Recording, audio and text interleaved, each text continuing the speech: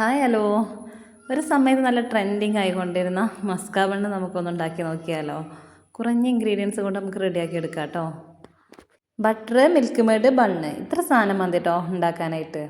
Vanilla essence ഉണ്ടെങ്കിൽ എടുക്കുക, അല്ലെങ്കിൽ വേണമെന്നില്ല.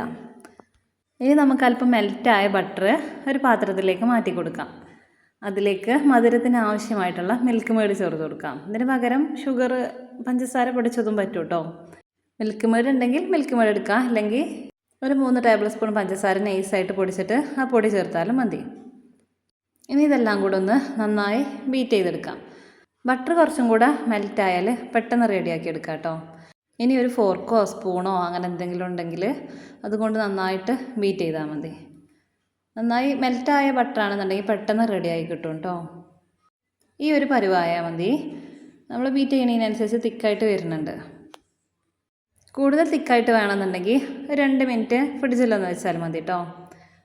ഇനി ബണ്ണൊന്ന് കുറച്ച് നെയ്യോ ബട്ടറോ അങ്ങനെ എന്തെങ്കിലുമൊക്കെ ഒന്ന് ഒഴിച്ച് ചട്ടിയിലിട്ടൊന്ന് 2 ഭാഗം ഒന്ന് തിരിച്ച് മറിച്ചിട്ടൊന്ന് ഫ്രൈ ആക്കി എടുക്കാം. ഞാൻ അങ്ങനെ ചെയ്തിട്ടുണ്ട് കേട്ടോ. അപ്പോൾ നല്ലൊരു സോഫ്റ്റ് ആയിരിക്കും നമ്മളെ ബണ്ണിന്. ഇനി പണിയൊന്നുമില്ല. ഇനി നമ്മൾ റെഡിയാക്കി വെച്ചാൽ ക്രീം എടുത്ത് ബണ്ണിൽ തേച്ചെടുക്കാം. ഇതുപോലെ എല്ലാ ബണ്ണിലും നമ്മൾ റെഡിയാക്കി വെച്ച് ക്രീം തേച്ചെടുക്കാം. ഇത്ര പണിയേ ഉള്ളൂ. സിമ്പിളായിട്ട് ചായ തിളക്കണ നേരം കൊണ്ട് തന്നെ നമുക്ക് ഈ ക്രീം ബണ്ണ് റെഡിയാക്കി എടുക്കാം. ക്രീം ബണ്ണും മസ്ക ബണ്ണും എല്ലാം പറയും. നമുക്ക് മസ്ക ബണ്ണ് ഉണ്ടാക്കാനായിട്ട് അൺസാൾട്ടഡ് ബട്ടറാണ് കേട്ടോ വേണ്ടത്. ഇനിയും മസ്ക ബണ്ണ് ഉണ്ടാക്കി നോക്കാത്തവർ എന്തായാലും ഒന്ന് ട്രൈ ചെയ്ത് നോക്കൂ. നിങ്ങൾക്ക് എന്തായാലും ഇഷ്ടപ്പെടും. ഇതിൻ്റെ കൂടെ കുടിക്കാൻ പറ്റുന്ന നല്ലൊരു മസാല ചായയുടെ റെസിപ്പി ഞാൻ വീഡിയോ ആക്കിയിട്ട് അപ്ലോഡ് ആക്കാം കേട്ടോ. കണ്ടു നോക്കണേ.